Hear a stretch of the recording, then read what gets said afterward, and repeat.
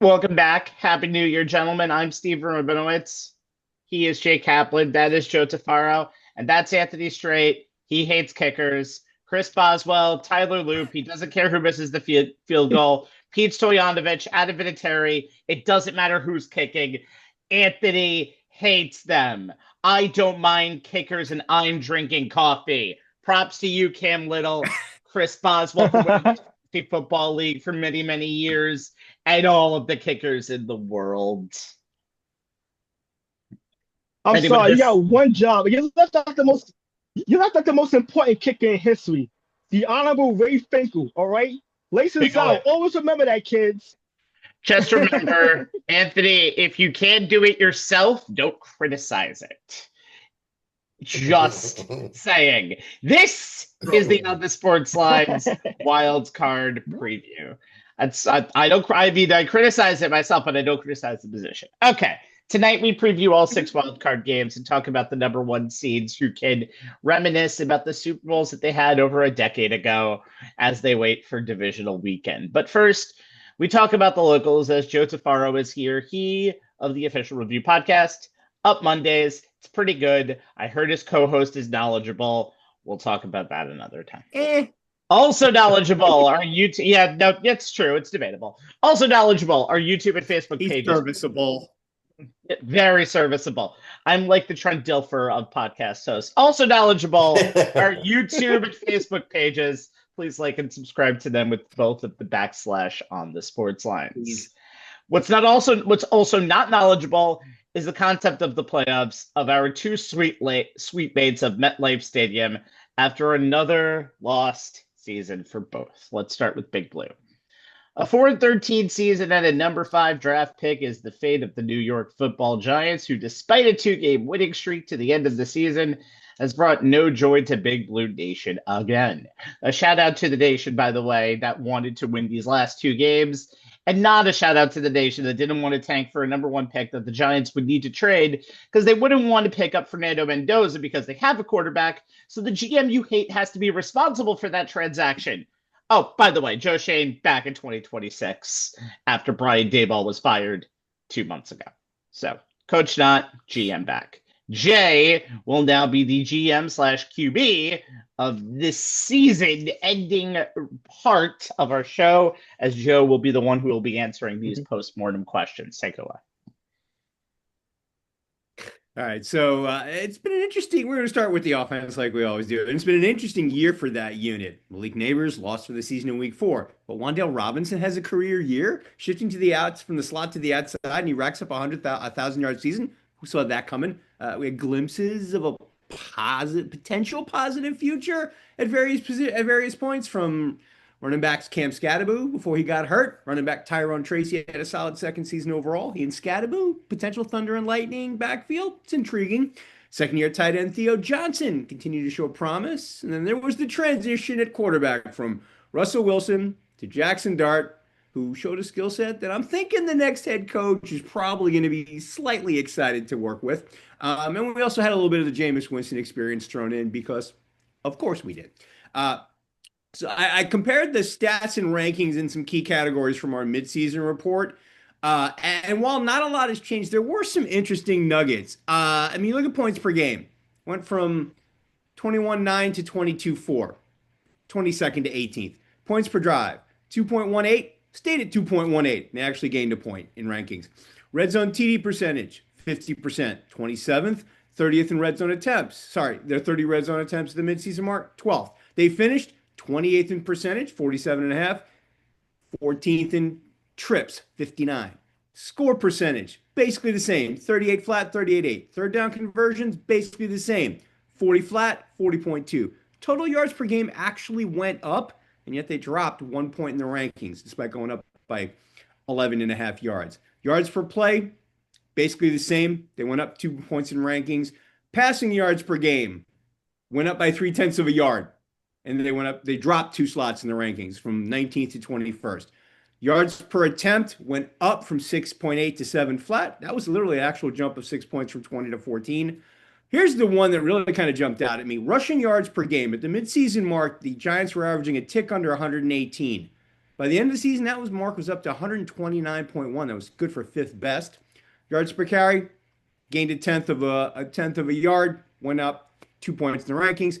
Offensive success rate, 41.65 to 41.57. EPA per play, negative 0.2, 23rd, to 0.01, 17th.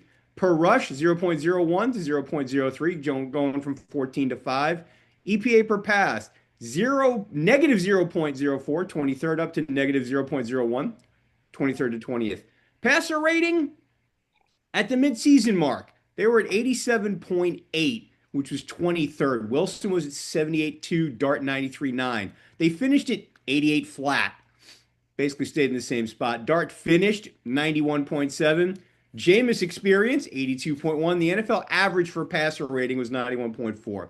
So, Joe, with all that as backdrop, what's your number one takeaway for the Giants offense for the 2025 season? And is it a cause for hope or a cause for concern? No, it's a cause for hope for obvious reasons, because you're not going to have three quarterbacks next year playing. Hopefully you're going to have one, because he's going to stay healthy. Plus, you found an offensive line core that seems to have worked well together. Everyone stayed healthy. Yeah, everyone is lauding the coaching as well, from Carm Brasillo, who they brought in 2 years ago, to kind of make this unit a unit, and getting Thomas back and sending Mr. Neal on his way, and forgetting some of the experiments, right? And just going with guys who can play and finding. So now they have a left tackle, they have a left guard, they got a right tackle. You kind of have found guys that can play and can play well together, and again have made themselves a unit. To be fifth in rushing is unbelievable.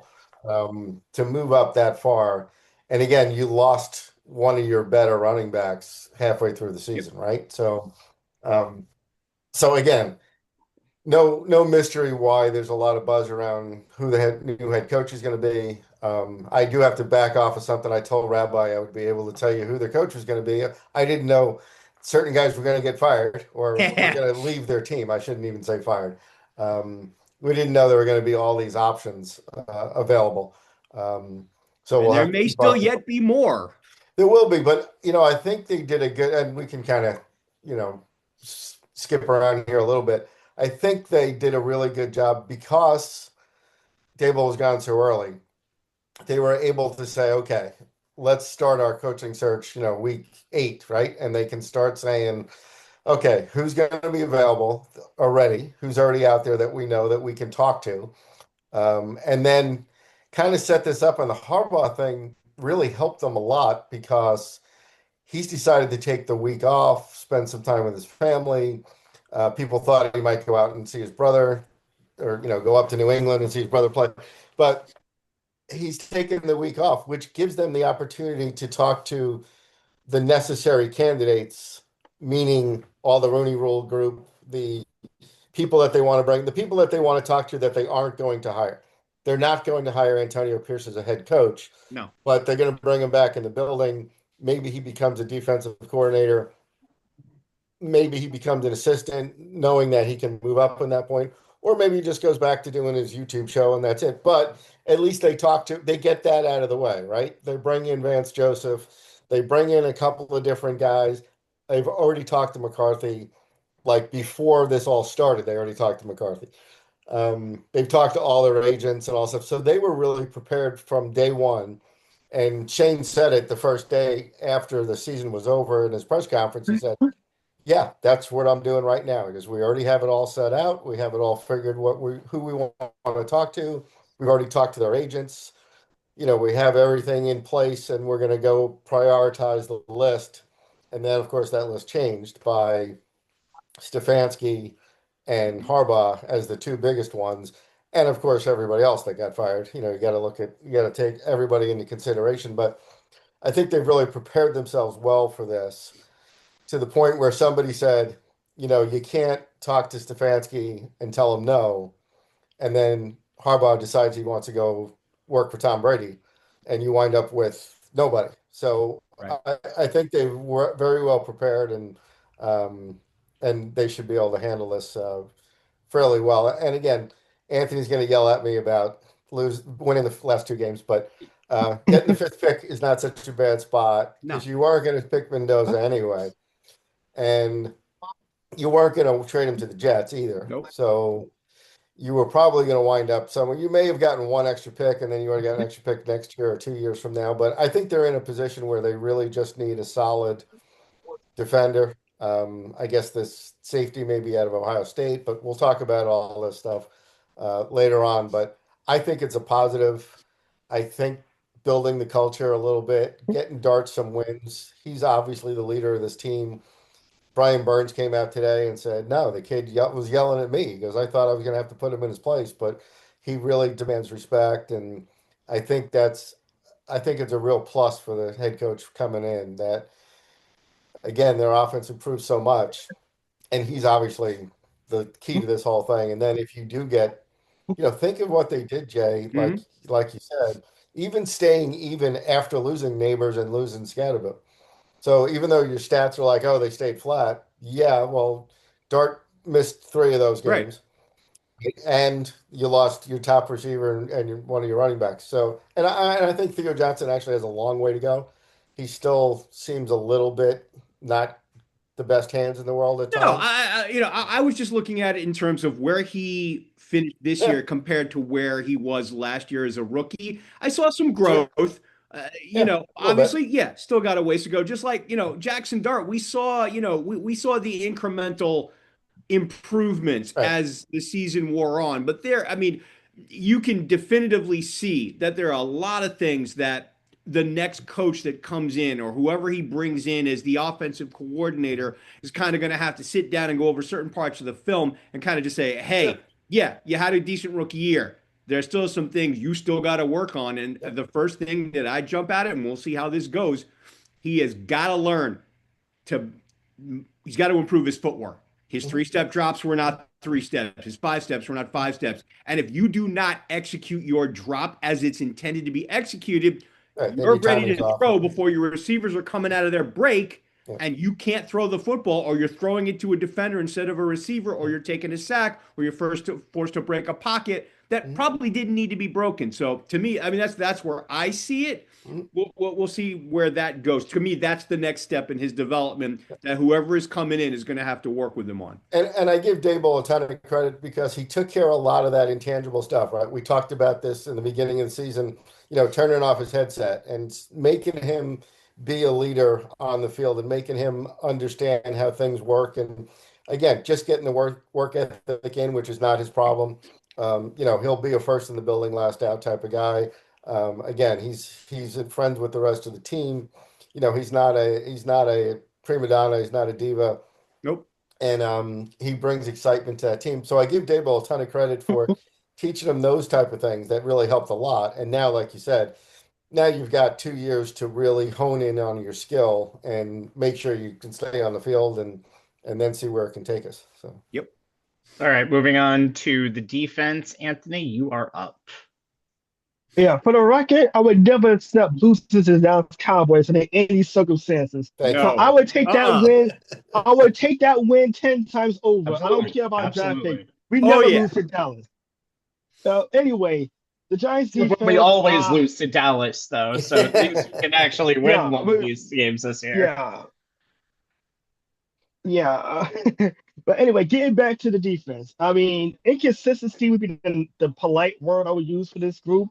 28th total defensively, 30th in points allowed.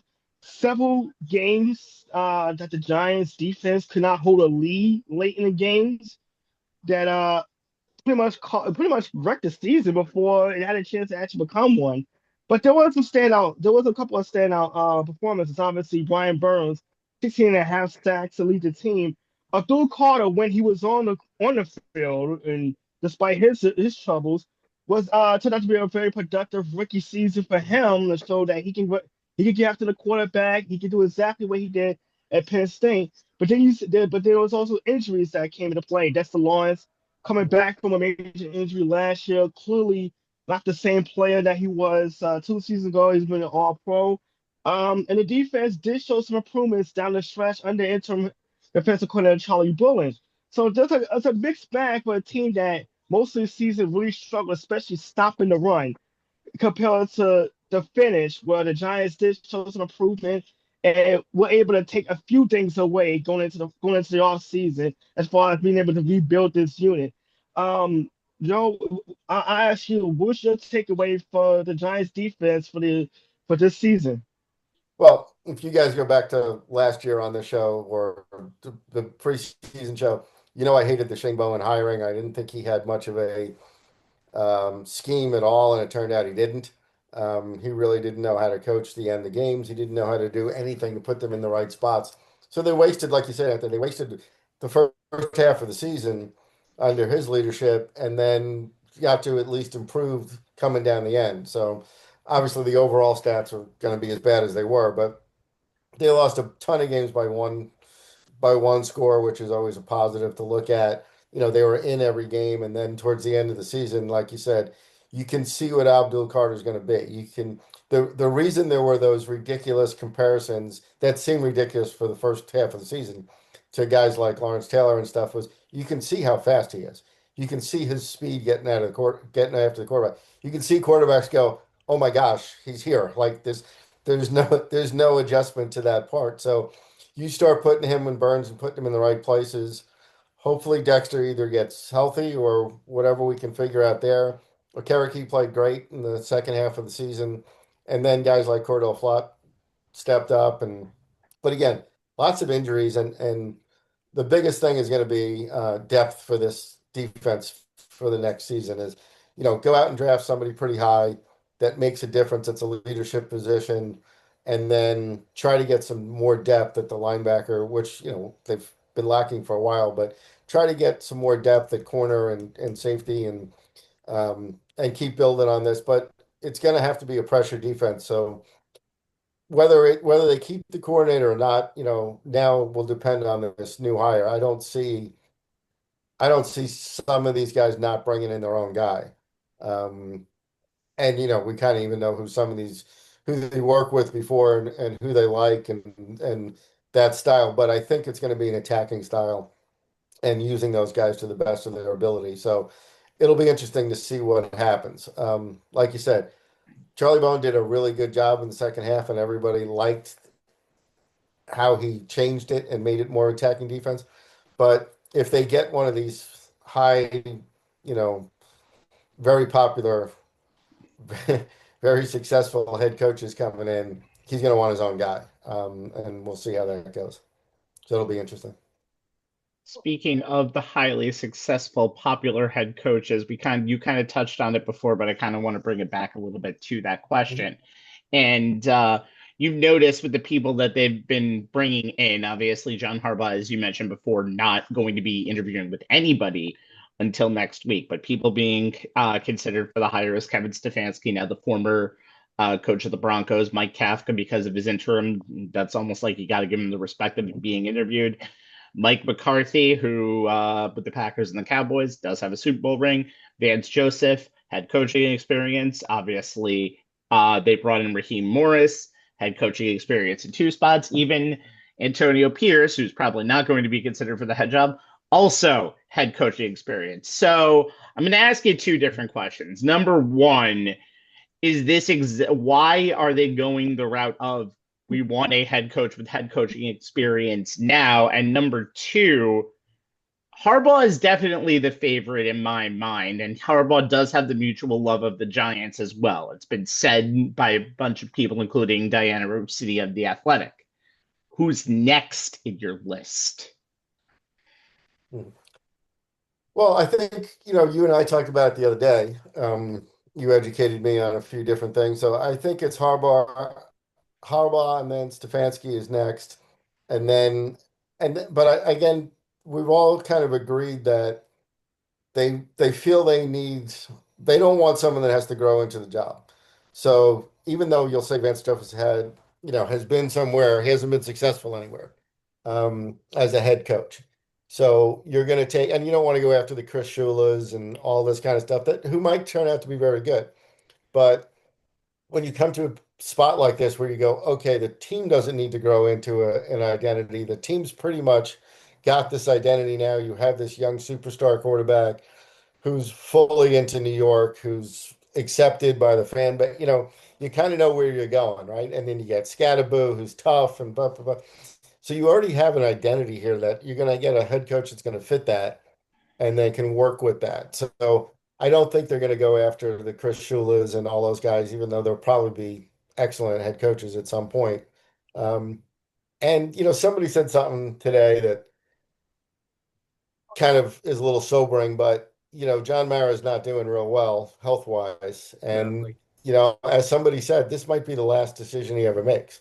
And wouldn't he like it to be to bring a Harbaugh here, who everybody likens to Kaplan coming in, or Parcells or something that somebody who's going to be here for the next 8 or 10 years and really be looked at as a fan favorite and what they want, and a little bit stability to this whole thing. He's always said as everyone is now jealous of the Steelers, of saying, I wish we could have done that where we could have just had 2 or 3 coaches. Now they could have, they did have Lombardi and they did have, Tom Landry at one point. So, if you had made that decision back in those days, they probably could have. But, the other thing, the thing that they are like the Rooney's at is they're also very proud of all the people they've put out to the rest of the league, right? They're very proud that Lombardi came from the Giants, that Landry came from, like, in those days, in those early days, they were good about that stuff, like sharing the wealth with the rest of the league and not trying to keep all these coaches to themselves and giving them an opportunity to go and be something. So, but I think he can be a little selfish at this point and call John Harbaugh in and sit him in front of him and say, "Hey, John, you want to be here? What do we need to do to make this happen?" And just get it done. And because it's next week, he can sit him down and they can do that. They can say, "You're not leaving today without letting us know what's going on and what could you possibly want that we couldn't give you." Money's not going to be an object. Contract's not going to be an object as far as time. The only thing that may come up is he doesn't want to work for Shane, but I don't think that that's really out in the league, that you don't want to work for Joe Shane. Like, I don't think it's a personal thing. I think some people think he made some mistakes. He admitted, I've grown into this. I look back now on some things I did improper or did wrong, that I didn't do enough work on or whatever it was, but it's not that you don't want to work for him. So I don't think that would be something that Harbaugh would walk in and say, "I'll only take the job if that guy," because you're going to be sitting in the same room, right? So you go, "I'll only take the job if he's not here." Right. I don't think he's that kind of guy. I don't think he'd And do there's that. been He many just wants to be, situations of right. that, He where just wants to be basically, collaboration, and Shane's always been collaborative with Dable, and they've always talked about what do they want, what do they think's best. So I think they can work together very well, and so I'm hoping that that's how it all kind of falls into place. As he comes in Tuesday or Wednesday, and they just say, "What do you need? What do you want to do?" and take it from there. but it's going to be Now, very I also interesting have a to see. problem with, the comparisons to people who have Super Bowl wins. I still, guys like McCarthy, who had MVP quarterbacks and only won one Super Bowl. Guys like even Harbaugh, who's had the MVP twice as the quarterback, hasn't won anything with him. So you kind of it's not an easy thing to do, and I think they put too much emphasis on this whole thing about, oh, he's won one Super Bowl, he's won 2 Super Bowls. It's the players. Coaches can only take you so far, and things happen in games, right? We've seen it forever. That's why they play the game. That's why we watch the game, because you never know. So I think they're all kind of even at that point. I wouldn't give Harbaugh over Stefanski because of one Super Bowl win. I would just say the stability of 18 years in one spot, that he built that place into a perennial winner, is all you're looking for. So. And really, yeah, obviously, yeah, the Super Bowl does help, but sometimes now in this case, it's gonna hurt. In some cases, like, why didn't you win more with Lamar Jackson, especially for McCarthy? It's almost like that Super Bowl is almost an afterthought to a lot of different people now when you look at it. But Giants have a long road ahead this offseason, and we're going to talk about it when we get to it, especially when we get to the draft show. All right. Then there are the Jets. The Jets owe the pain of the New York Jets. Oh, Oh my 3-14 this year and ended up falling down or up to the number 2 pick of the 2025 draft. By the way, their last win against the Atlanta Falcons on November 30th is a huge win. Kept Atlanta would have been in the playoffs if they had won that game at 9-8, and the Jets would be picking at number 1 instead of picking at number 2. They ended the season losing 7 out of their last 8. And they were outscored in those 7 out of 8 games, 238-78. 13 points was their closest loss in that run, but in December and January, their closest loss was 23 points. A true whiskey tango foxtrot of a team. So let's have some fun asking Joe about some questions of Gangrene. Gangrene. And Jay, you'll start with the offense, and I do have to call this out immediately. Did you see the Jets proudly displayed on their social media that they were the first team ever to have the same starting offensive line for 17 games? Bad look, guys, especially when you also did something else on defense that we'll talk about those 17 games as well. But Jay, take us to that side of the ball that has been a clusterfuck. Yeah, I mean that kind of shows you just how far you got to reach to find a positive to highlight that way. I mean, this offense, it kind of makes me wonder if we're misspelling gangrene and should be spelled Gangrene, because some limbs definitely need to get amputated. As a group, meaning the 4 of us, that was forced to suffer through and cover the Adam Gase era Jets offense, I didn't think ineptitude on that side of the ball could get any worse. Well, Aaron Glenn's first season at the helm proved me wrong. Yes, there were some bright spots. Rookie tight end Mason Taylor looks like a keeper. Running back Breece Hall had another solid overall season, topping 1,000 yards on the ground. Wide receiver A.D. Mitchell showed some promise after arriving from Indy in the Sauce Gardner trade. But when I compared the stats and rankings in key categories from our midseason report to now, not a lot changed. There were some interesting nuggets. What surprised me most were the areas where the Jets nosedived once Justin Fields and Tyrod Taylor were replaced by Brady Cook at quarterback, which is saying something considering how we all, and me specifically, ripped Fields a new one at midseason. So let's break it down. At the midway point, Jets were 25th in points per game, 21 flat. They dropped all the way down to 29th, 17-6.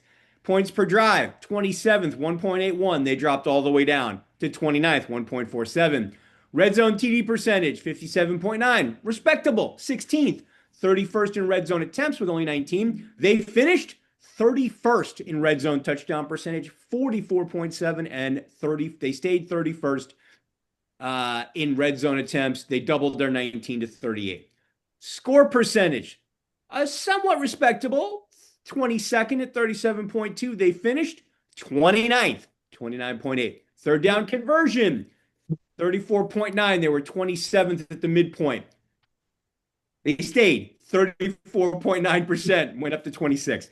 Total yards per game, 300.1, 27th. They fell all the way to 29th, 263.6. Yards per play, they lost half a yard and went from 4.9 to 4.4, yet they stayed 29th. Passing yards per game, it was pathetic at half, 156.5. They were 32nd. They stayed dead last, and it dropped all the way to 140.3. Yards per attempt, 6.2, 27th, down to 5.6, dead last. Rushing yards per game, something that Aaron Glenn was supposedly going to hang his offense's hat on. 143.6 at the midway point, good for third. They fell to 11th, still a respectable 123.3.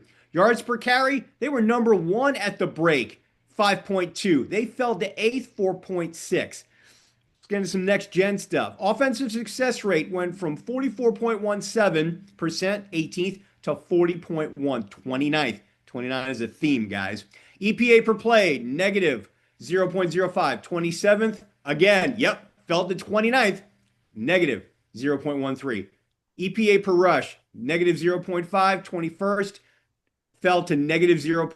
28th, EPA per pass, negative 0.4 at the break. 24th, fell all the way, yes, again. 29th, it's negative 0.19. At the break, their overall passer rating was 88.42. It was 22nd. Fields was at 92.6. Which was amazing considering he had 3 games above 100, 1 at 99, 3 below 60, including 1 below 40, that negative 10-yard passing game. Fields finished 89.5. Taylor, 72.9.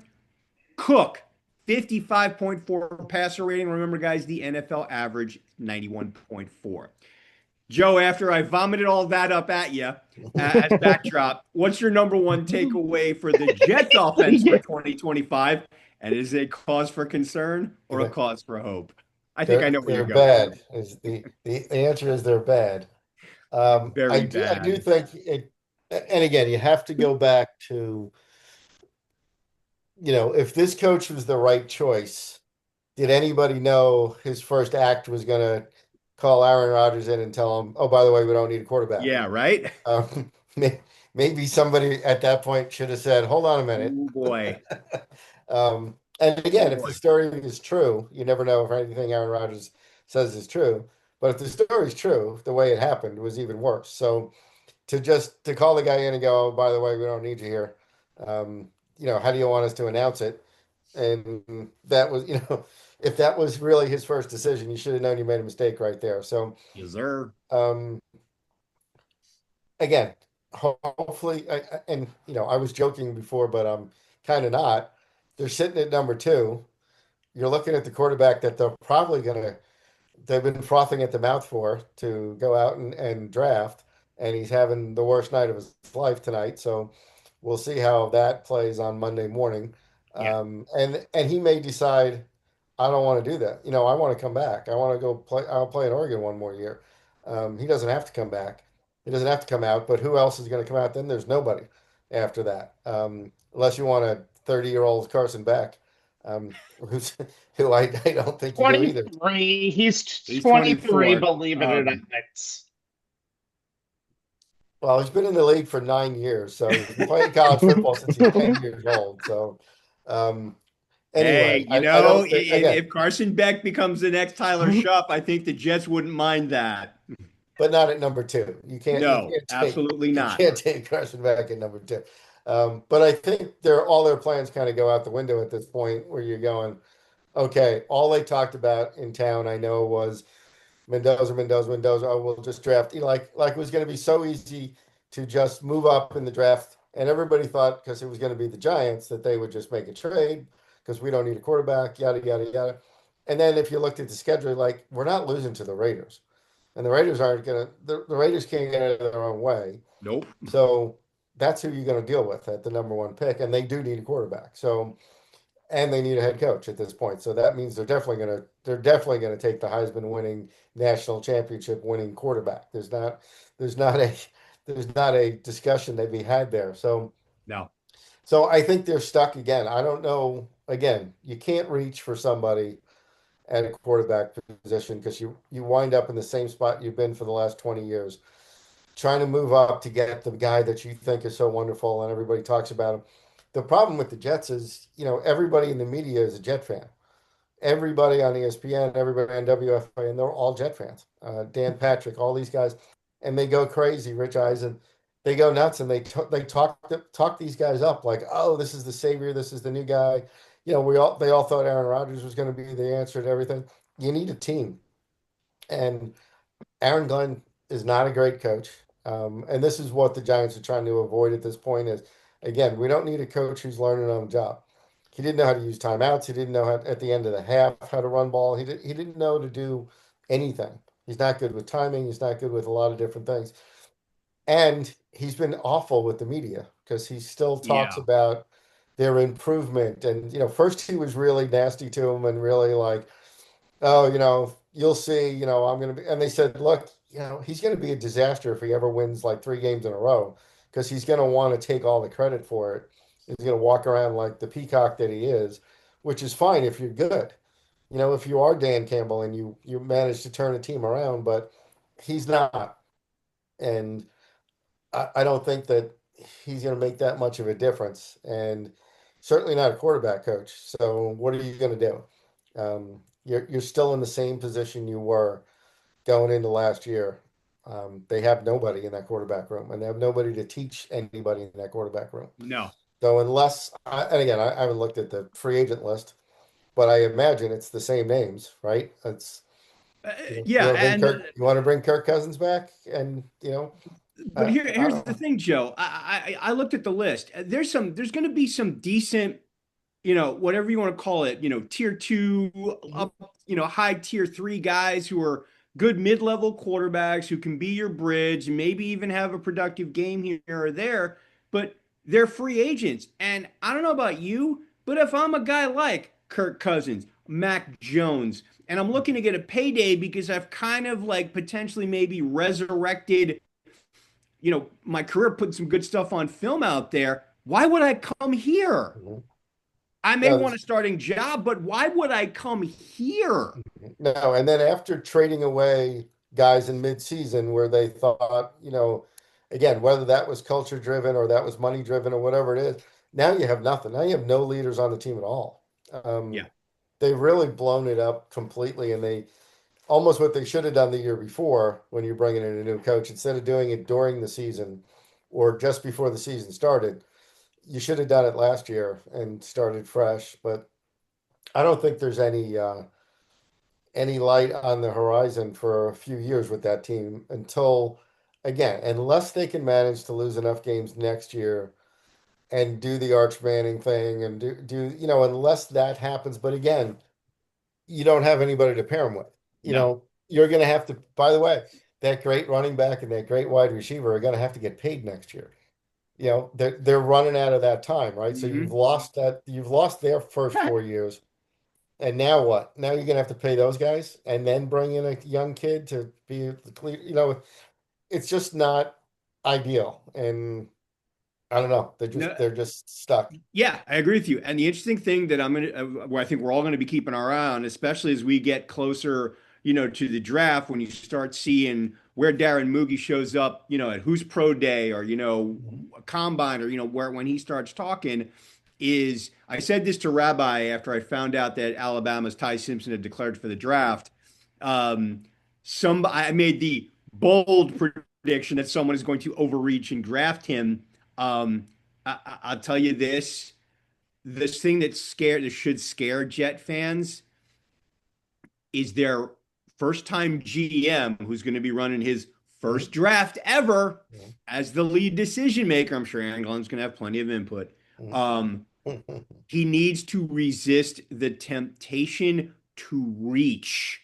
If you can't get Mendoza for whatever reason, do not blow the number 2 pick in the draft on a quarterback who is not fully formed just because A, you need one, and 2, the rabid Jets Nation fan base is screaming at you at a fevered pitch from the Twitterverse and the call-in shows.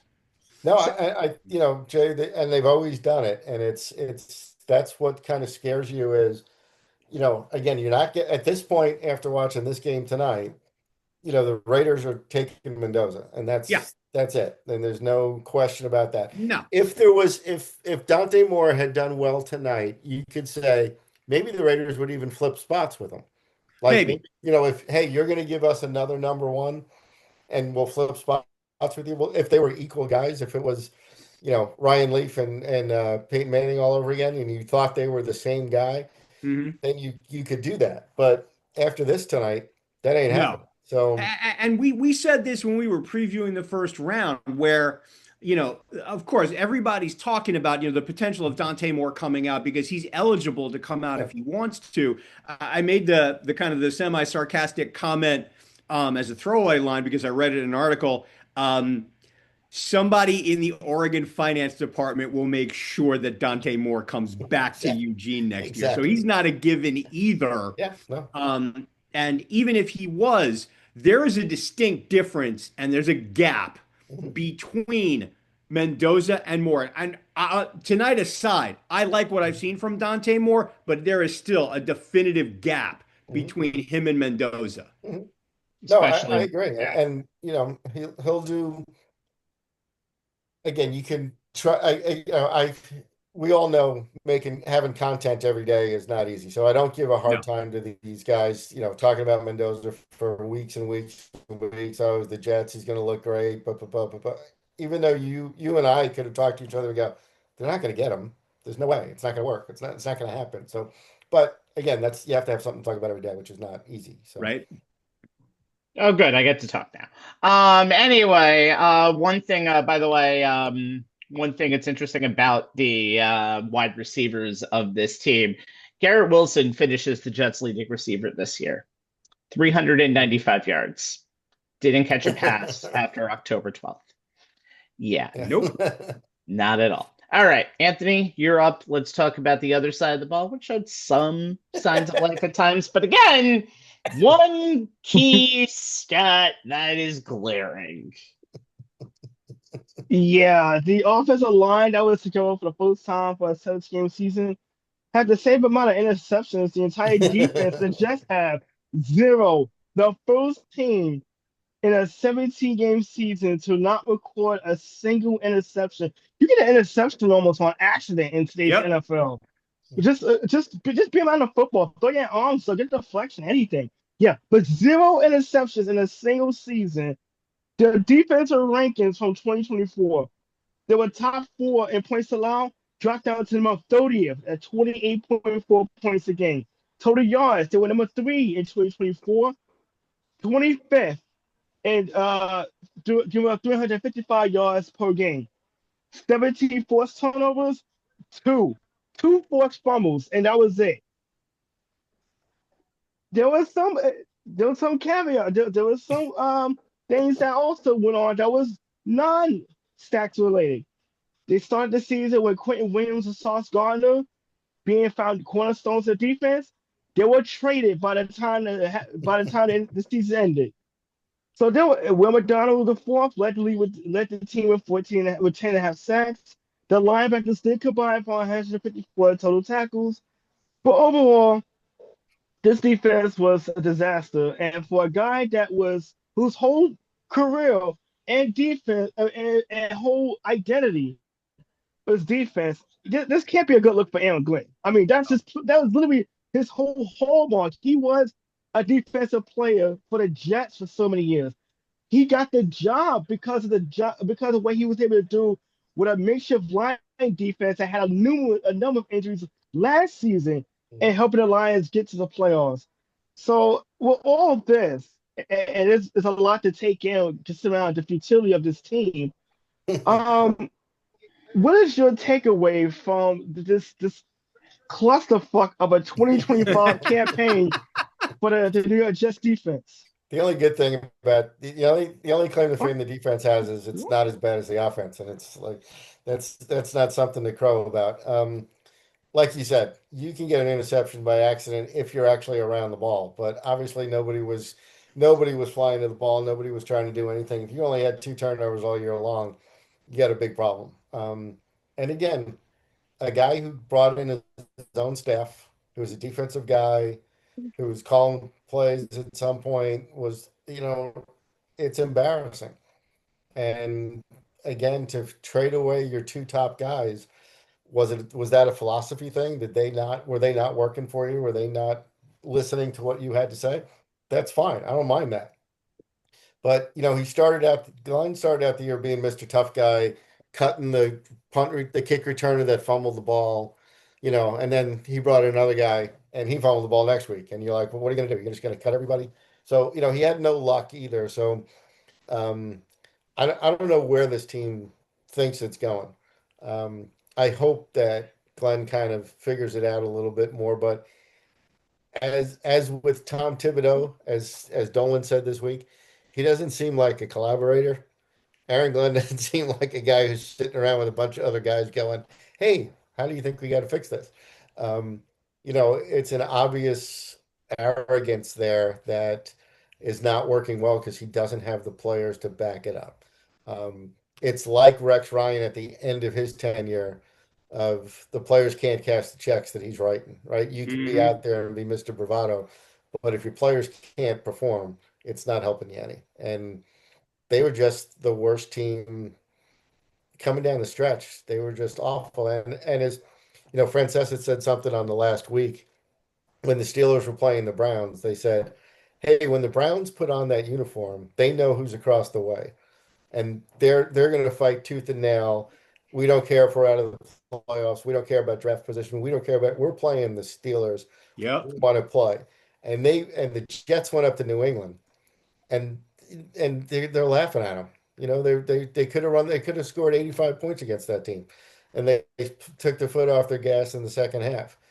It was an embarrassment. They don't even have that kind of a feeling in them that they're going to play a rival that they should be able to show, we have a little fight in us, and look out for us coming out of next year, like the Giants did to Dallas, right? You want to win that game, and they just had no feeling at all, and they got completely destroyed. So I don't know, a long way to go. Again, the media will hype them up, and their social media team will find little nuggets like, hey, even though we were the worst offensive line, at least we played together for 17 weeks. We didn't try very hard, so we didn't get hurt. It doesn't do you any good. So it's just more of the same, unfortunately. And one guy isn't going to change that. Even if they got Mendoza, he doesn't fix the defense, and he doesn't immediately fix. He's kind of a, not that we'll talk about this on draft night.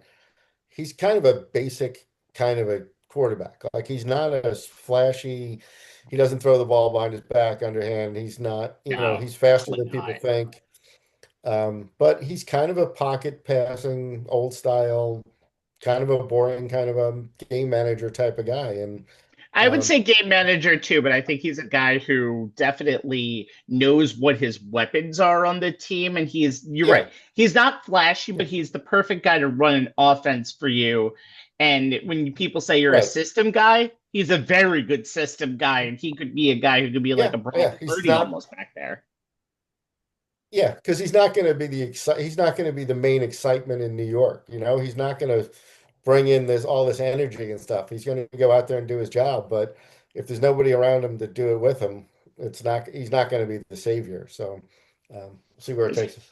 It's funny. It's a huge talent gap right now in the NFL. Some of the bad teams are really, really, really bad right now, and you can tell that they are. Okay, moving on, because we've talked way too goddamn much about the Jets in this segment. Let's talk very quickly about the coaches that could be fired. First of all, they're going to keep Tanner Engstrand, offensive coordinator. Great. That makes perfect sense to keep the guy who really held down your offense the entire year. But I understand giving him another chance. QB coach Charles London could be fired. Wide receiver coach Sean Jefferson could be fired. I told you the stat about Garrett Wilson earlier. Defensive line coach Eric Washington is in big trouble thanks to the underperforming years of Will McDonald and Jermaine Johnson. But the interesting thing for me, Joe, is defensively, they fired Steve Wilkes mid-season. And they really haven't interviewed too many people, but according to, there was a Jet podcast out there called the Flight Plan podcast done by Zach Blatt at The Athletic. Mm-hmm. Basically said there could be a mutual interest between the Jets. Zach Rosenblatt, sorry. Yes, and Wink Martindale. So let's just talk about that for a second. And he is available since he's no longer defensive coordinator for the Michigan Wolverines. So didn't we go down this road once before? We did, but it's so interesting. Same address, different apartment. Didn't we go down this all-out blitz, zero coverage? When you're up one score. Again, fine, bring him in. I don't think having the presence of a defensive guy was your issue. Again, let's find a quarterback that can play the game of football. Let's find a quarterback that can actually throw the ball to somebody going down the field. Let's teach somebody. Again, you brought in your staff. You were hired as the head coach, and you got to pick your staff. Now you're going to get rid of everybody in the first year. Steve Wilkes has never been a favorite is mine. Of course, everybody thought he was going to be the Giants head coach 5 or 6 years ago, which thankfully he wasn't. And then he flamed out in Arizona. And obviously, he was a decent defensive guy. But again, to blame him for all this stuff doesn't seem to make sense either when your head coach is a defensive genius. He's the one who brought him in, right? So how do you fire that? How do you even do that? As the head coach, you brought in a guy, and halfway through the season, you fire him. It almost doesn't make sense, unless there was some pushback from him on something he wanted to do, which doesn't seem to be his style. We can talk about what happened with the Giants and all stuff, and obviously Dable was a different person than we all kind of knew. But bringing in I mean, you might as well just bring Rex Ryan back at that point, or Rob back at that point. It's the same. It's the same guy. It's the same thought process. Everyone's going to know what you're going to do. It's not. Yeah, now you don't have Sauce Gardner back there to maybe be the number one guy that can take half the field away, because that's Wink's thing, right? I need to play one-on-one because I need everybody else to blitz, so I don't give the quarterback any time. But if I have nobody back there who could find the football, it's not going to do you any good. So it's another pure Jet move of, let's excite this stupid fan base to make them come to games and yell for a while for 6 weeks. And then when you're 0-8, everybody start talking about next year. Really, the Jets really proved that maybe English soccer is doing it right, and relegation might be something that should be a thing in the near future. All right, let's save us from the crap from New Jersey and head over to the NFL playoffs. Welcome to year 6 of the Super Wildcard weekend of 6 games. And 30 days from tonight, we'll have our 60th Super Bowl champ. You get all those numbers? Because those were a lot. Tonight we discuss exactly what each team in this round needs to do in advance, how they will win if, and I'll sprinkle in some stuff about the number 1 seeds as well. Let's start with the AFC, where we will not have the Chiefs representing this conference for the first time since 2022, and the only team outside of the Chiefs in the last 6 seasons to represent this conference is not here either. That's the Bengals. The Ravens are also not here as well. This should be fun. The last representative of the AFC in this field, it's fun for Jay, by the way, when the Ravens aren't in it, but the last representative of the AFC in this field is the New England Patriots back in 2019, pre-COVID.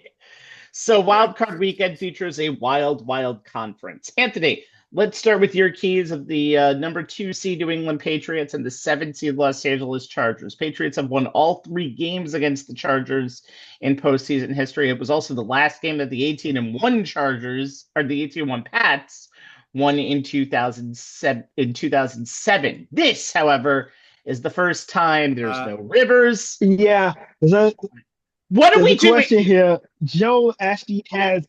That was great. You have that reversed, Rabbi. Anthony's in Duval County. Joe has the Chargers because he's out in SoFi. Oh, crap. Okay. That's what I saw over here. My apologies. Let's continue here.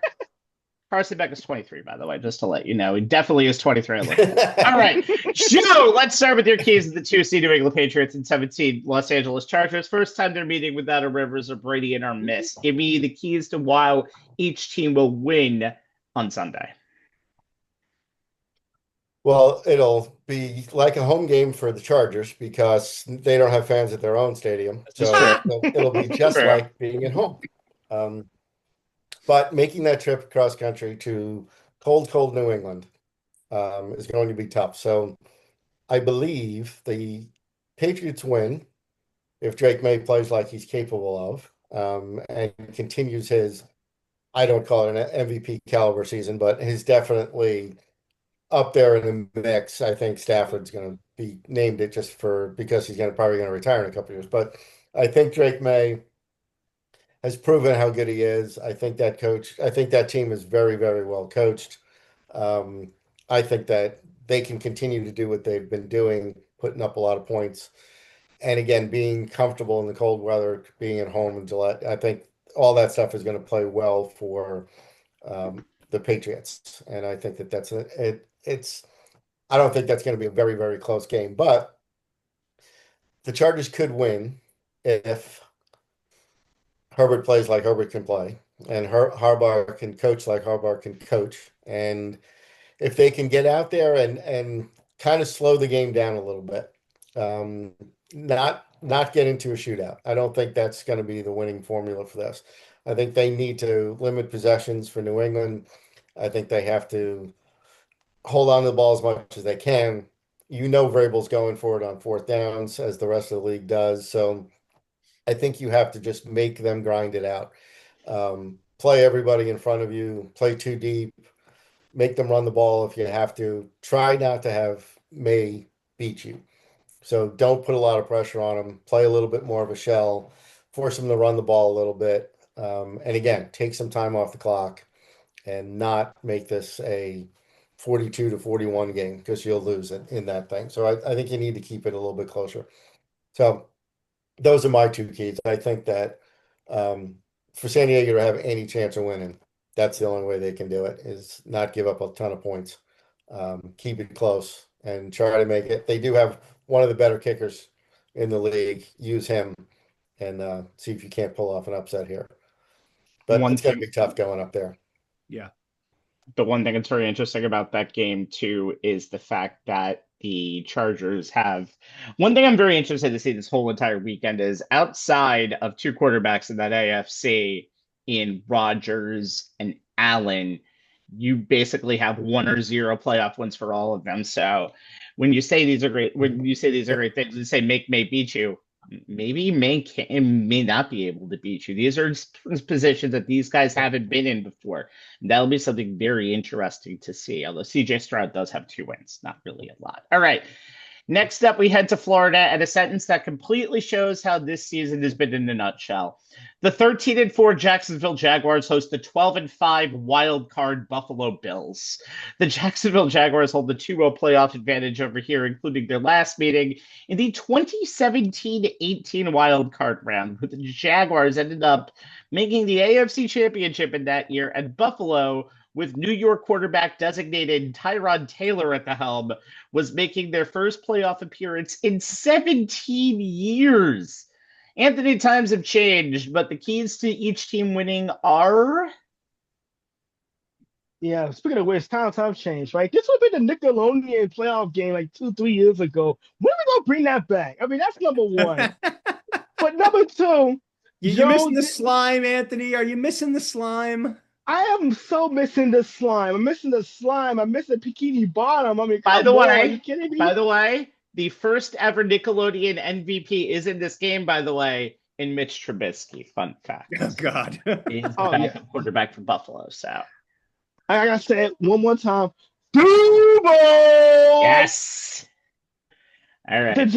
All right, so getting to the Jags, the key to winning this game is they're gonna have to have some balance on offense. I think that's pretty much what it is. I mean, Trevor Lawrence is coming off his best season.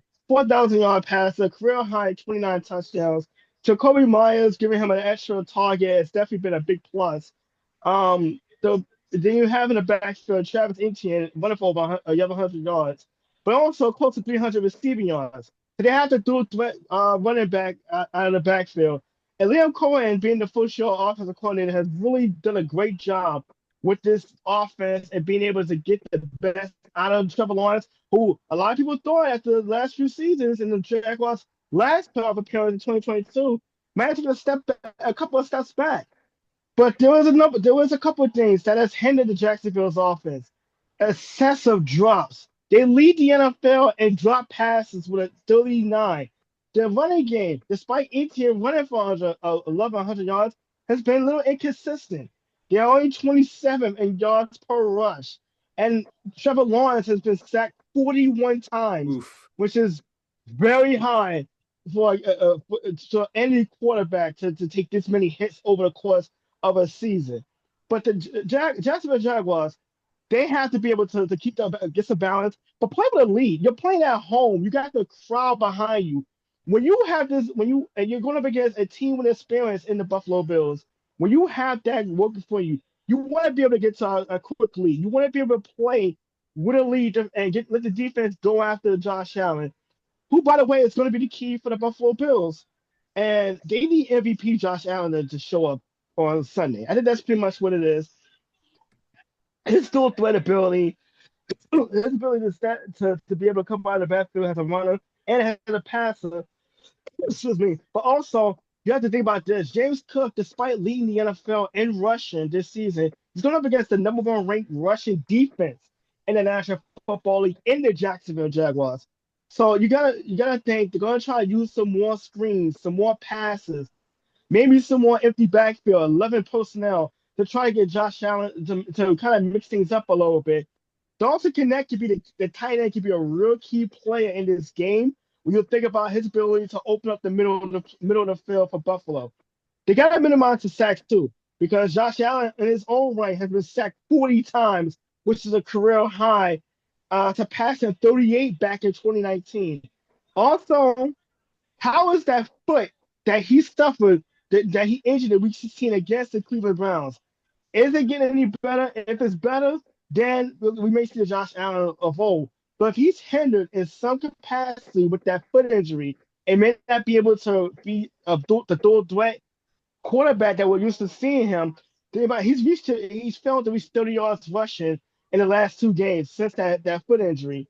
And it was pretty obvious in the last 2 games that he was limping a little bit. It was pretty noticeable. But that also alters a lot of the play calling too. And the key is going to be Josh Allen's foot. If he's healthy, if it's getting better, if he can beat the Josh Allen of old, you like Buffalo's chances because they're the more experienced team. But think about the Buffalo Bills the last few years. They've been knocking on the door nonstop, and it just seems like the Chiefs went away. One year was Joe Burrow going into snowy Buffalo and beating them. You gotta wonder at what point do you start to see this window of opportunity for the Buffalo Bills closing a little bit. There was no Patrick Mahomes this time around, no Joe Burrow, no Lamar Jackson. I mean, you got to take advantage of your opportunities, and the Bills are going to have to go the long way this time to get to the Super Bowl, and that's going to have to win 3 consecutive road games. So this is going to be a very interesting wild card game, just because you look at Jacksonville, they're a young team, they have the home field advantage, and you got the Buffalo Bills who may be skinning on thin ice as far as opportunities. And by the way, Joe, the Chargers do have a fan. Superfan Marianne. Make sure that the game, maybe not. I knew you were going to mention Marianne. Hey, look, if she's good enough for Joe Buck to get a shot. Hey, look, if she's good enough to get a shout out from Joe Buck, she's good enough to get a shout out from me. And by the way, I still want her bobblehead, though. I haven't gotten around to ordering that yet, but I will have that on my desk at some point before the Super Bowl. Oh, God. Okay, let's move on. Finally, we make our way to Pittsburgh, where the 4th-seeded AFC North champs Pittsburgh Steelers host the Houston Texans. A lot of firsts here. It's the first playoff game at home in front of a full crowd for the Steelers since that same aforementioned Jaguars team played them 8 years ago in the divisional round. Texans actually have their first wild card berth ever. They won the AFC South every other time that they made the postseason. And it's their first ever game on Wild Card Weekend that is not at 4:30 p.m. and Joe, 1:30 p.m. Pacific on a Saturday. Even the social media team of the Texans noticed. Jay, if you finally have caught your breath after last Sunday's pretty much coma-inducing game against the Ravens, give me some keys for both sides of this Monday Night Madness game. Yeah, I definitely added a couple extra gray hairs after that one. Okay. And ironically enough, this wild card weekend game is going to be on Monday night, and I believe Coach Tomlin has a pretty decent record on that. Very decent record on Monday night, especially on Monday night. We'll see. All right, so we'll start with the visiting Texans. They will win if the offense does just enough to help that number one defense. Texans are the epitome of a middle-of-the-pack offense. 21.9 points per game, 15th, 327 yards per game, 18th, 5.1 yards per play, 23rd, 218.1 passing yards per game, 14th. 6.8 yards per attempt, 19th. Their combined passer rating, 19th. CJ Stroud's 92.9, 17th. As a reminder, an average NFL passer rating is 91.4. Their 108.9 rushing yards per game, 22nd. Third down conversion rate, 23rd. Red zone touchdown rate is a little iffy there. It's 30th. But their points per drive is 21st, and their score percentage is 12th. 23rd EPA per play and total EPA, 28th in offensive success rate, 14th in EPA per pass, 30th in EPA per rush.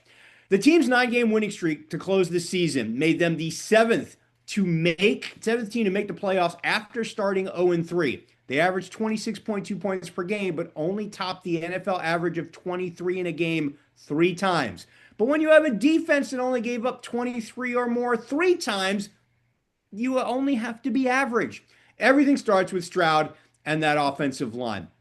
In the 6 games since he returned from a concussion in Week 13, Stroud completed 61.9% of his passes. He averaged 223.2 yards per game, 4 yards per attempt, with 8 touchdowns against 3 picks, 92.3 passer rating. He took 6 sacks, but none in the last 3 games, which the Texans are hoping is a sign of an upward trend for an offensive line that finished 30th in pass block win rate and 32nd, dead last, in run block win rate.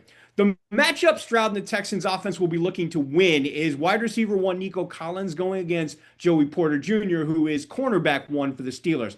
Collins led the team in targets, 120, almost 22% of the Texans' pass plays went to him. Led them in yards, 1,117, average 15.7 per catch, tied for first in touchdowns with 6, second in catches with 71. Steelers head coach Mike Tomlin knows he has to be aware of Collins at all times, saying, quote, Collins is a big-time one-on-one playmaker. He is oftentimes on the backside of formations you get in single high defensive structure. He's one-on-one with corners, and he wins a lot of them. He makes the big boy catches. He can run through traffic and run that in-breaking routes. He's good down the field on 50-50 balls. He certainly has our attention as we prepare. Porter Jr. obviously will be a big part of that preparation as he's gone from the most penalized defender last season. He drew 17 total flags. Cut that in half this season, almost, to 9. His improved technique has resulted in him not allowing a touchdown in coverage since Week 8 of the 2023 season, according to tracking data from Pro Football Focus. That covers more than 1,000 coverage snaps. It's by far the longest active streak in the NFL.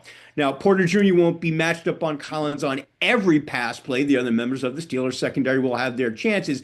But if Collins wins that matchup, regardless of coverage by the Steelers, it'll go a long way towards a Houston win, especially in the red zone, where the Steelers play man-to-man on 69.8% of their coverage snaps, which plays to Collins' ability to isolate defenders, especially on in-breaking routes.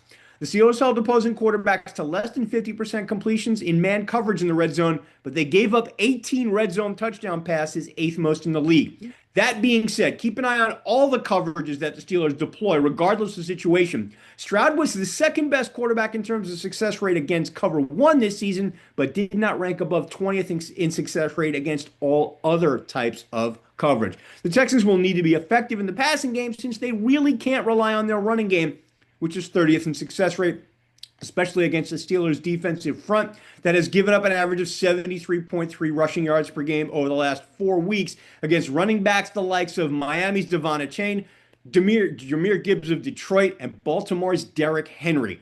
This does not bode well for Houston. But as I said at the top, the Texans' offense doesn't need to be prolific, just good enough, NFL average, to give an elite defense a chance to win the game.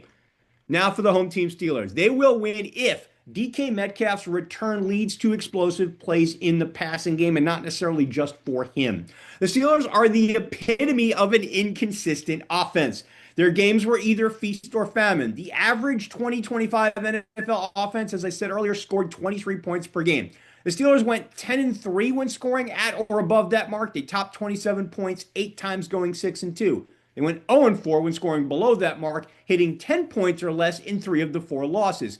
They managed just 1 touchdown in the losses to the Bills and the Chargers. Didn't find the end zone at all in the Week 17 loss to the Browns. That was one of the worst displays of offensive football I have ever seen, which would have clinched the AFC North. But during their 3-game winning streak over the Ravens, Dolphins, and Lions in Weeks 14 through 16, they scored 10 total touchdowns.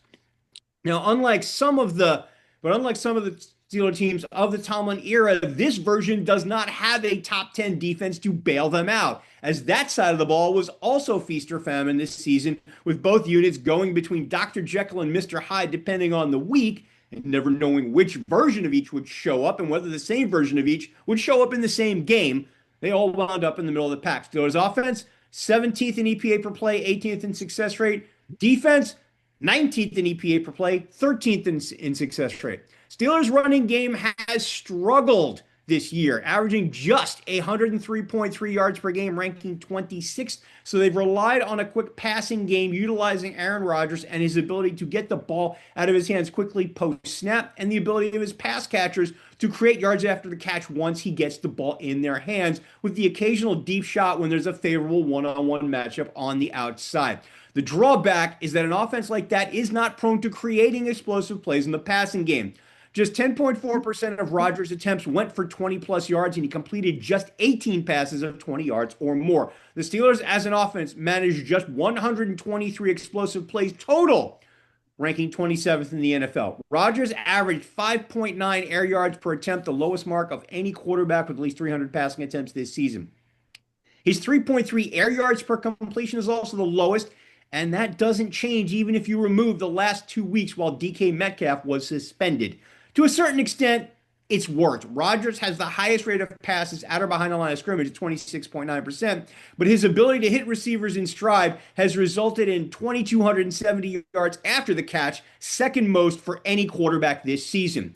What the offense needs is the high-end version of both Rodgers and Metcalf, who led the Steelers in targets with 99, reception yards with 850, and receiving touchdowns with 6, as well as first down receptions, and was second in total receptions, 59, and third in yards after catch, 414. In the Steelers' last 5 games where they went 4-1, Rodgers put up a 66.5% completion percentage, averaged 247.2 passing yards per game, 6.6 yards per attempt, 5 touchdowns, no picks, and a 93.7 passer rating.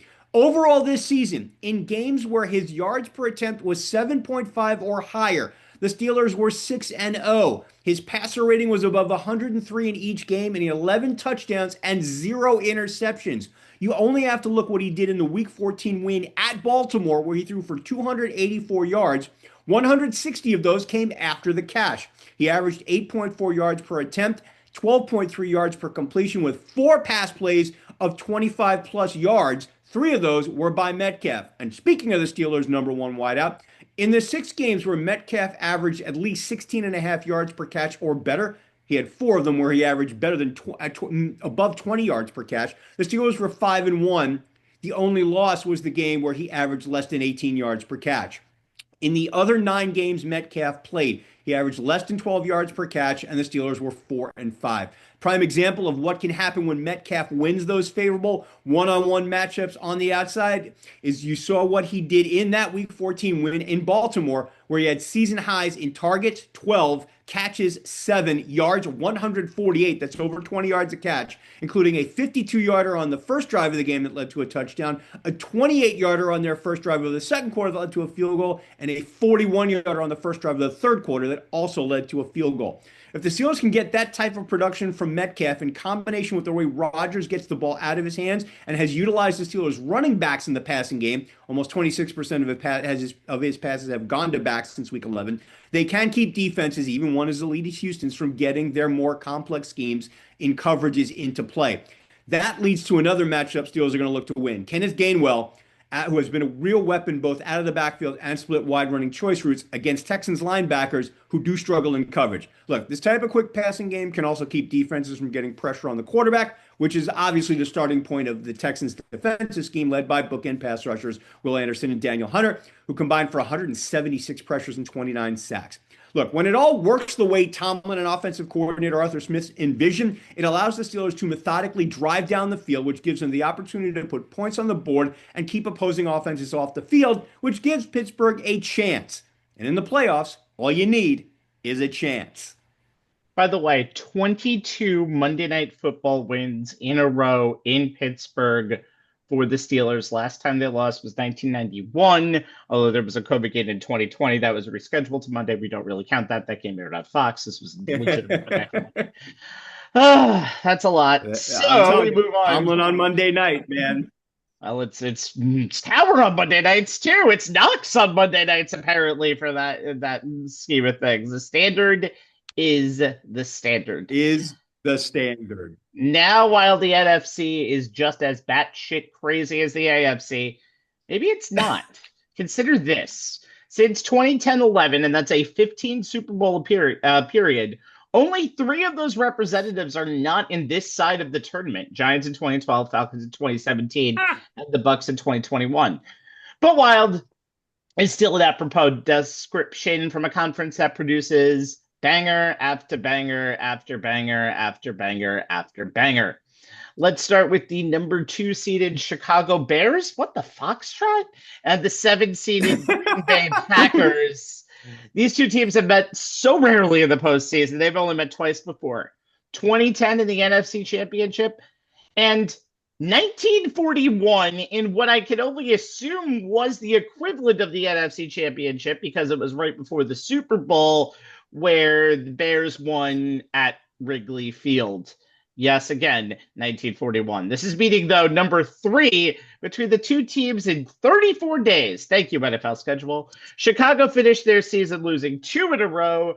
Green Bay lost 4 in a row. Only 3 other teams have gone into the postseason with that long of a slide. The Steelers were one of them a year ago. Thanks, Russell Wilson. And only 1 in the 1986 Jets actually snapped that skid in the postseason. With all of that being vomited out of my mouth, Anthony, give me the keys to how the Bears will win if and how the Packers will win if. Yeah, here's a sign of the times of change in the National Football League. The oldest rivalry and just the 3rd playoff game is going to be exclusively a Amazon Prime Video playoff game. A streaming, yeah, the oldest rivalry is dumped to a streaming service on Saturday night. That just tells you everything you need to know about the changing landscape of the National Football League. But for the Chicago Bears, the number 2 seed, it's gonna have to be basically what they do best: takers. They're just gonna have to take the ball away, take. They led the NFL in turnover differential and total takeaways. That includes 23 interceptions and 10 fumble recoveries. They're the anti-New York Jets in this equation. If you want to be more specific. Wow. They want to play aggressively. They want to go after Jordan Love. They want to force turnovers. They want to give their offense, particularly Caleb Williams, a short field. What they need to do, though, however, this is something that was kind of exploited in the second matchup a few weeks ago in the comeback win for Chicago, was that Green Bay was able to get some success inside the hash marks in those routes, those inside quick slants over the middle. They were able to get a little success with that. They're going to have to contain Jordan Love and Josh Jacobs. There is a caveat to the Chicago Bears defense is the fact that they do force a lot of turnovers. They have struggled stopping the run this season. So that has been one of the key things they're going to have to clean up. Trying to figure out a way to get pressure on Jordan Love without having to blitz. He has a 91.1 Pro Football Focus rating grade when he has been blitzed this season. Chicago's going to figure out a way to get to him and at least try to disrupt his timing without having to send extra defenders, because Jordan Love has been stellar. We've kind of seen that in his young career when he's been able to exploit a blitz and get guys open.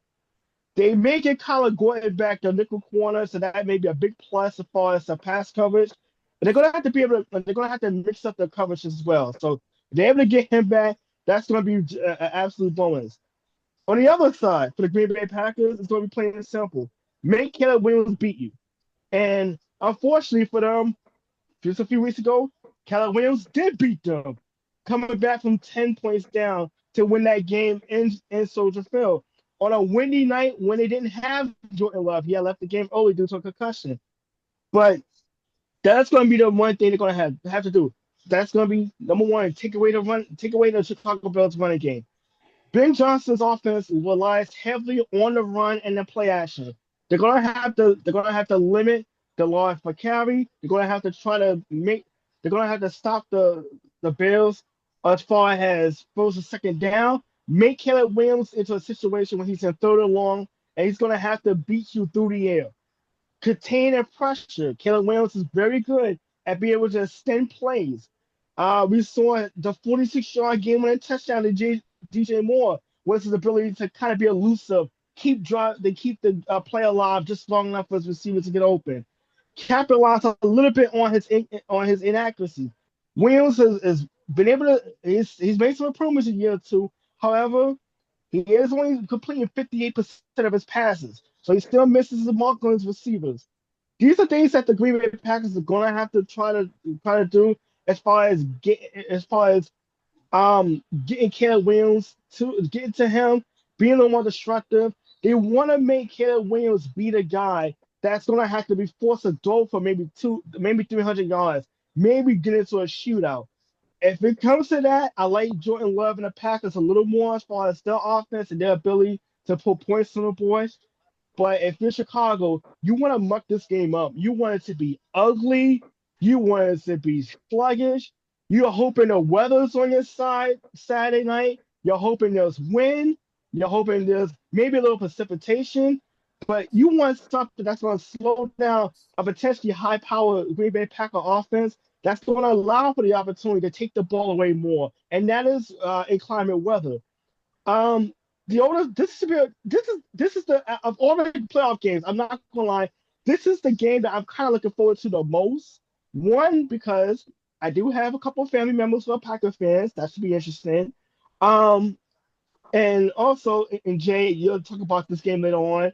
I have an uncle, I have a nephew, and a brother who are fans of those opposing teams who are supposed to be watching the game here. So I'm just happy my team is out of it, so I don't have to be involved in the battle royal that's going to start this weekend. But this is a game I'm looking forward to because there was a thing called familiarity breeds content. Mm-hmm. And these are two teams that just seen each other for the third time in 34 days. There's not much surprise you can do at this point. It just go out there, beat the hell out of each other, and see which strategy comes out the most. But this is a toss-up because Chicago Bears, they're the 2 seed for a reason. But the Green Bay Packers, despite being a 7th seed, it's almost something that they kind of settle by default. They're a dangerous team that could get high in the postseason and could go on a run because they have Jordan Love. They have an offense that could potentially put up 30 points in a playoff game. We saw it just a few years ago when they went into Arlington and kind of embarrassed the Cowboys. As a 7th seed. As a 7th seed on wild card weekend. So the potential is definitely there. This should be a really good game. If you have the ability to stream it on Amazon Prime, this should be a really fun game to watch Saturday night. Anthony will share his password with you tomorrow to make sure that you can get to watch the games. So let's come in. By the way, snow flurries, wind gusts up to 30 miles per hour. There's a reason why Green Bay and Chicago always have their matchups at the back half of the season and not in the front half of the season. I forgot to mention before when we talked about it, since I promised it, the number 1 seeds in this little tournament are going to be very interesting. I'm going to go back to the AFC, then we'll talk about the NFC in a second. But for the AFC, when you look at the Broncos, they were last in the Super Bowl a full decade ago, and this Super Bowl is exactly where that Super Bowl was in Santa Clara, California. And I feel like the two teams are so similar. So just take a look at this. We'll start with the bad, and that's the Denver Broncos offense. It's not bad, but it's not great. It's around 10th in the league this year with 342 yards per game. But you do have to realize Bo Nix didn't have the greatest of years. He had the most attempts in the league with over 610, I believe 612 attempts, by far the most. And his yards per pass were pretty much low at the bottom of the league at 28th. 27th in completion percentage, sacked 3.05 times I'm sorry, sacked 3% of the time in the backfield. That is the most in the NFL this year. That's a very good offensive line. It was ranked number one by PFF. I know not many people always take PFF to heart, but it's something. So, Bo Nix at times this year has either looked really, really good. Take a look at the win in Week 11 against Kansas City, or really, really bad. Take a look at last week. Take a look at Week 16 against Kansas City. There have been, and take a look at just halves of bad Bo Nix that we've seen this year. And yes, he's still technically a second-year player. So it's not the worst thing in the world when you struggle, but you have it that way. Look at 2015, though. Peyton Manning was benched for Brock Osweiler for 7 games because of his inconsistent play. He only had 9 touchdowns in the regular season and 17 interceptions. That offense was 19th in points per game, 15th in yards per game. They had an okay running attack in Ronnie Hillman and C.J. Anderson back there, but Denver had a lot of comebacks. This team had a lot of, well, both teams had a lot of comebacks. This team in 15 had 6 fourth quarter comebacks and 6 game winning drives. Emmanuel Sanders and Demaryius Thomas are pretty good on one side. Troy Franklin and Cortland Sutton are pretty good for the 25 team. But the similarities don't end there. Here's the good. Let's talk about that defense. It's damn good. It's top 3 in total defense, yards allowed, scoring defense, top 3. Mostly in basic all-around polls, you're finding them as the second best defense in the league. The Texans are usually number 1. Sack percentage, 8th best in the league. Secondary, 3rd best in the league, according to PFF.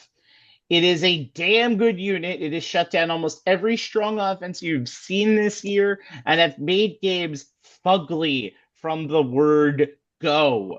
And the one thing that's going to be very interesting, they also are a very good turnover team as well. That's a strength, and that's been a strength of a lot of the good teams this year. Look at 2015. Number 1 defense by a lot. Passing yards allowed, easily number 1. Sacks, 52 sacks that year. Wade Phillips was the defensive coordinator. You had Von Miller, DeMarcus Ware, Aqib Talib, Chris Harris, guys who, Danny Trevathan, guys who really, really brought that team, a lot of other teams to their knees. And oh yeah, the MVP of that Super Bowl was a defensive guy in Von Miller. So, and if you take a look at what the path was for Denver, they had a bye. They have home field advantage throughout the playoffs. In 2015, they played the Steelers in the divisional round. That could be a possibility over here. The 2 seed was the New England Patriots. They played them in the AFC Championship. It was a very good game.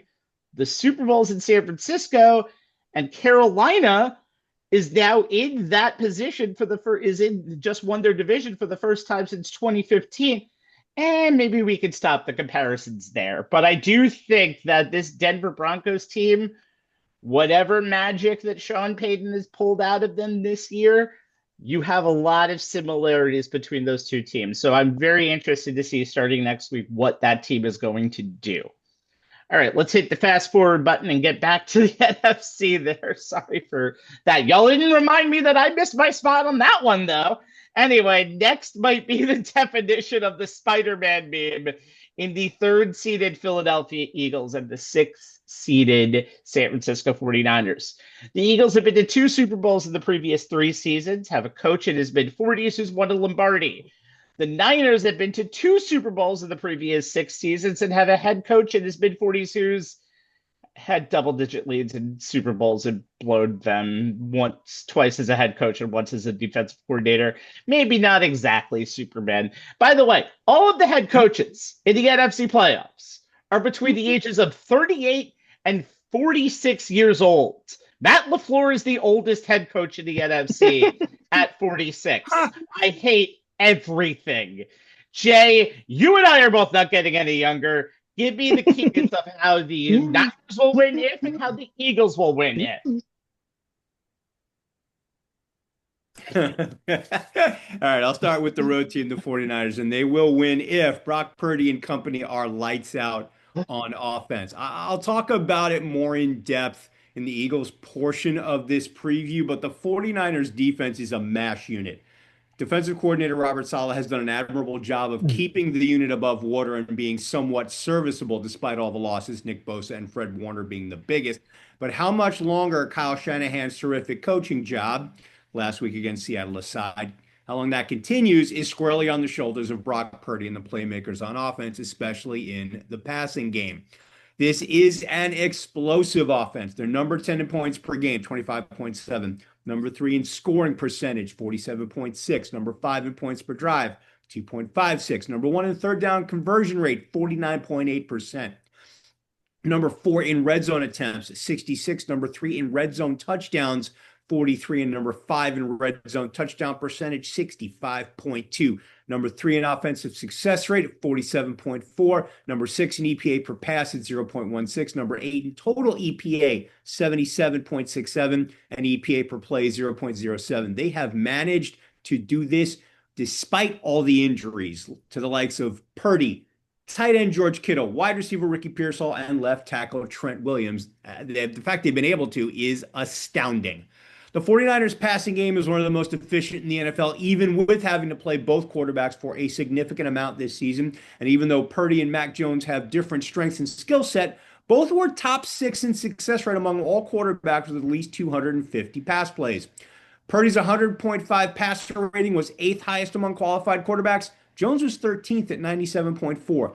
Per NFL Pro, the 49ers passing offense ranked 7th in overall efficiency and were no worse than top 10 on short passes, intermediate passes, passes without pressure, passes without play action, and passes without facing the blitz. Since returning from injury on November 16th across the final 7 games of the regular season, Purdy lit up defenses. He completed 70.6% of his passes for 1,581 yards, that's 225.9 per game, 7.5 yards per attempt. He had 16 touchdowns against 6 picks and a passer rating of 105.6. He also added 117 yards and 3 touchdowns on the ground. The 49ers averaged 30 points per game and went 6-1 with the only loss coming in the regular season finale against Seattle, where they lost 13-3.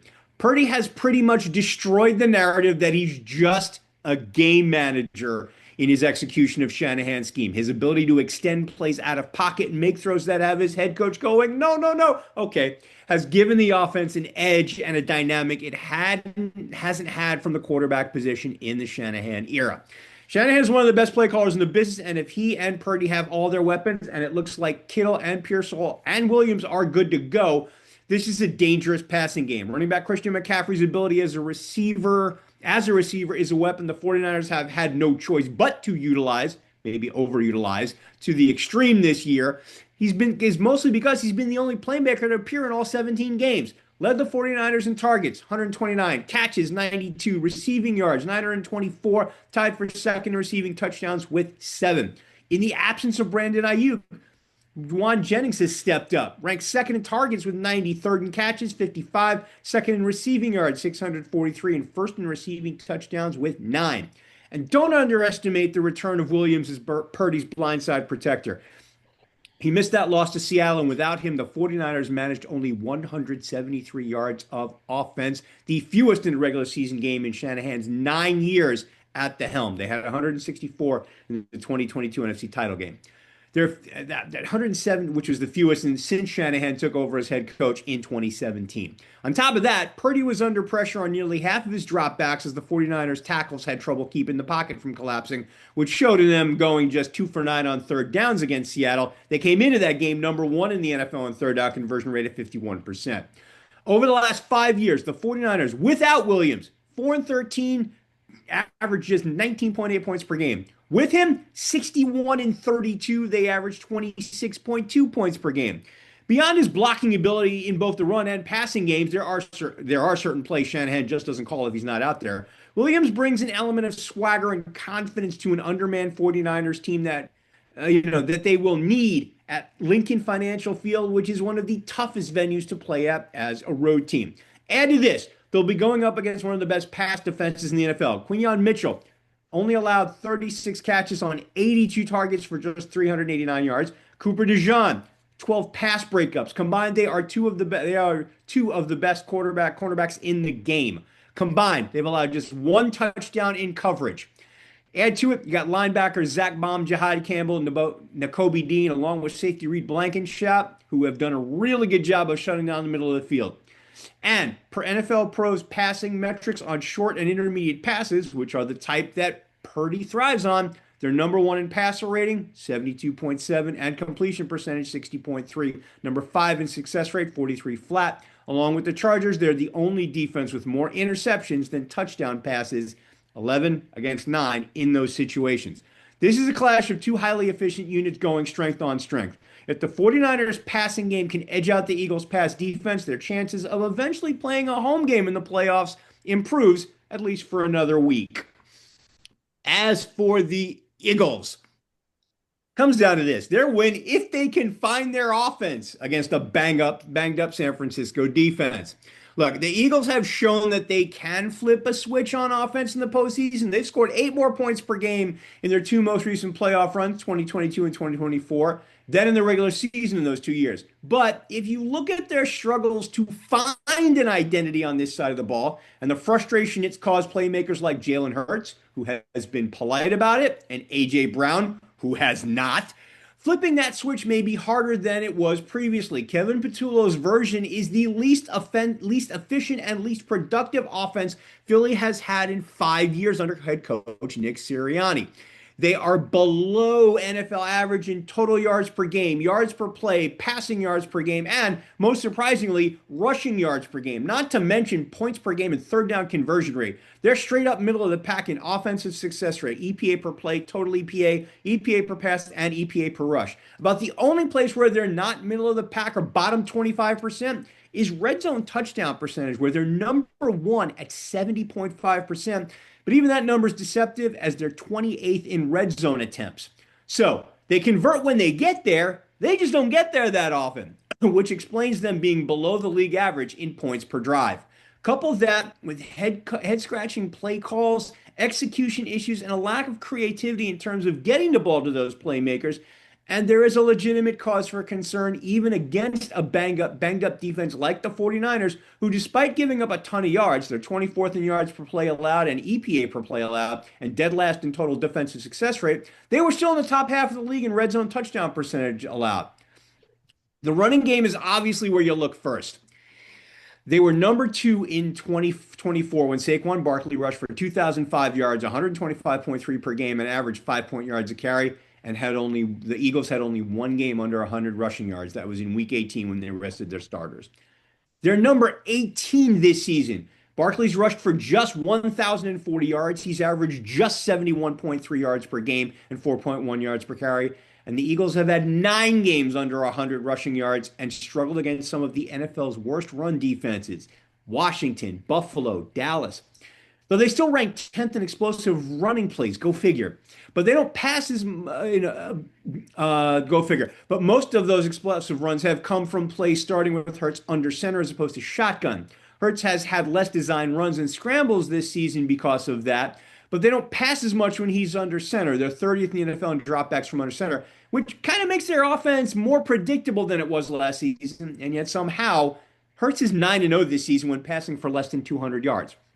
Look, they need to feed Barkley against a banged-up 49ers defense that allowed 180 yards on 39 carries, 4.6 yards per carry, in the Week 18 finale loss to Seattle, and has allowed a 47% success rate on design runs since losing Fred Warner after Week 6. That's the 3rd worst rate in the NFL. Eagles were 4-1 this season when Barkley had at least 20 carries. Now, Seattle has more of a two-back situation with Kenneth Walker and Zach Charbonnet, but they combined for 171 yards rushing on 33 carries, 5.2 a pop, and each had a 20-plus yard run. So that's the blueprint the Eagles want to try and replicate in the run game. Eagles faced the 7th highest rate of 2 deep safeties, which limited Hurts' ability to throw outside the numbers to Brown and Devonta Smith. But despite seeing all those 2 high coverage shells, they struggled to run the ball consistently.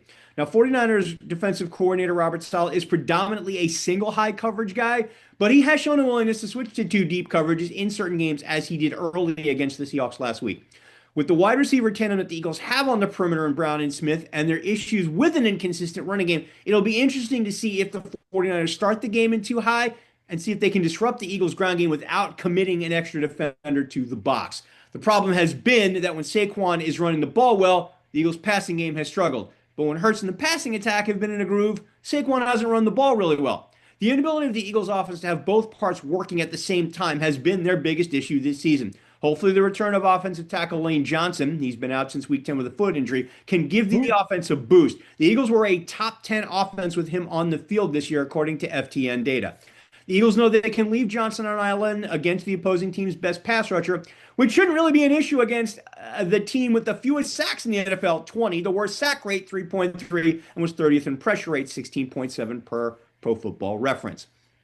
Eagles have won about 70% of their games since 2016 when Johnson's out there. Having to face a banged-up 49ers defense helps, especially if the Eagles' offensive line, which is a big reason they won it all last year, is healthy. But the Eagles' offense cannot be the version that went 3 and out on 29.2% of their drives in the 16 games that Hurts started, nor can they be the version that had 3 separate games without a completed pass in the second half. Yes, the Eagles won each of those 3 games, but that's a recipe for one and done in the playoffs, guys. Kevin Patullo could very well not see the light of day if he loses this game. And if they will, which is just shocking for a team that's made the playoffs for 5 consecutive years, they will have 5 consecutive years if they fire Patullo with 5 new offensive coordinators. You talk about how continuity isn't a thing. It's weird on both sides of the ball because promoted, fired would be the way of that going on. So we'll see what happens with the Eagles. They are a case study to be sure. Despite the 5th seed, the 12-5 Los Angeles Rams, have the record advantage, but not the home field advantage over the 8-9 NFC South 4th seed Carolina Panthers. The Rams came out on the losing end in the NFC divisional playoffs 22 years ago. Shout out NFL throwback. And in the regular season, 30-27 on November 30th. Now, the Rams continue on in this game as double-digit favorites. Can they continue on to the divisional round? Or will the Panthers do what they did 11 years ago? Beat an NFC wildcard from the Western Division at home as a division champ with a losing record. Sometimes everything has some synchronicity. Joe, take us home with keys on both sides of this matchup. Well, Davante Adams is back, so that just puts the Rams offense back at their full strength. So they were the number 1 scoring offense at 30.5 points per game, and they're second best in point differential of plus 172. Whereas Carolina was minus 69 in their point differential. Nice. This game is not going to be much of a game, I don't believe. I think the fact that Carolina beat them a few weeks ago is even going to make it worse. They would have been better off losing that and trying to win this game because I don't think they're going to be taken lightly in any way, shape, or form. I think it's a 4:00 East Coast game, which could help them a little bit, right? Because the Rams have to come across the country and play in the Eastern time zone, but I think they're used to that kind of stuff by now. Yeah. I don't think that's kind of been broken up a bit for years now. Yeah, I think McVay's too good a coach to let any of that stuff bother them at this point. So, again, Bryce Young's just not ready to win this kind of game. I don't think he's taken that step up. You got a rookie coach in Dave Canales who has been around the league and has been in some big games, but I don't think this is going to be much. I think the fact that, up until 2 weeks ago, LA could have been the number 1 seed going into overtime against Seattle, right? They still had a chance to be the number 1 seed, and now they get to go play this team from the South that has a losing record, and I think it's going to manifest itself into being quite the uneventful afternoon game on the East Coast, and everybody will be struggling to find the prime game Saturday night. And this will give them time to figure out how they're going to watch that game because this one's not going to be much. Having everybody back, having Nakua back, having Davante Adams back, having everybody healthy, there's no way you can take away those guys and then still play the run against Corum and Williams and those guys. So LA's a pretty well-rounded team. They should make a deep run this year, as we talked about in the beginning of the season, how well-rounded they were. They got their defense playing very well. Again, I don't think Carolina has a chance. I don't need to give you the Carolina can win this game if. because I think the only way they win this game is if the Rams don't show up at all and really just take it easy and think they can walk through it. But because they lost that game earlier in the year, they're not going to let that happen. I think it's going to be pretty cut and dry pretty early. Yeah, I definitely think Carolina would have to play a absolutely perfect game in order for that to happen, because I can't see Matthew Stafford laying an egg against the same team twice in the same season. Yeah, no, I mean, Carolina's defense isn't bad, but again, once you have all those guys back and now they're playing for something big and they realize what they lost, playing that overtime game that they could have been the number one seed. Now they're gonna want to go out and prove something to themselves and to the rest of the world. So yes, I think this is going to be. I think that 10.5 point thing will probably go up, and is probably well deserved. Yeah, I would say this too. If you're Carolina and you're Bryce Young, you go out there and play free. You're in a position. You're heavy underdogs. You're a young team. You're playing by house money. Go out there, just lay it on the line. I mean, don't hold anything back. I think that's the only thing you can. No, they that's have. the only. That's the They have only to be real. very aggressive. They have to, and that's how they beat them the first time. They won. Yeah, They scored 3 times on 4th down. You have to do whatever you can do to try to shock them. And that's the caveat, Joe. You just mentioned they've beaten this Rams team before, so there was something to build on in that regard. And yes, it is totally different circumstances. There's a lot more on the line, but if you're the Carolina Panthers, you're at home. You're a division winner, regardless of record. You go out there, you play a game. You never. Hey, look, we've seen strange things happen in the playoffs. We've seen Tim Tebow beat the Pittsburgh Steelers. Hey, look, there was really, Joe. Why you gotta hurt me like that, Joe? Why you gotta hurt me like that? Because that was the last. I just read it. That was the last time a team with a losing record beat a team that had won 12 games. So, hey, look, if you told me 14 years ago that the defending Super Bowl champs would get knocked out to a 7-9 Seahawks team thanks to 15 years ago. 15 years ago. Those were the days. 15 years ago, actually. So yeah, stranger things has happened. If you're the Carolina Panthers, you're in there you're in the playoffs for a reason. I have a feeling. Have fun. I have a feeling I'll be texting Rabbi at halftime going, see. You know what? The Carolina Panthers, look, they were not expected to be here, so I got to give them credit. And go out and have a good time. But I'll tell you this, purely as a football fan, and I think you guys would agree with me, this game would be a lot more interesting if the quarterback on the other sideline was Baker Mayfield. Oh yeah, saying. Hey, not the way that team has played the rest of the year.